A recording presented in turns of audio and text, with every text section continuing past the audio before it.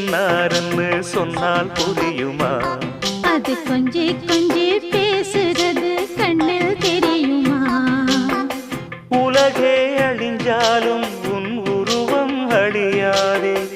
உயிரே பிரிஞ்சாலும் உறவேதும் பிரியாதே.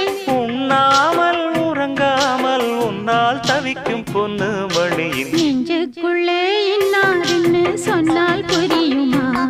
அது கொஞ்சி கொஞ்சி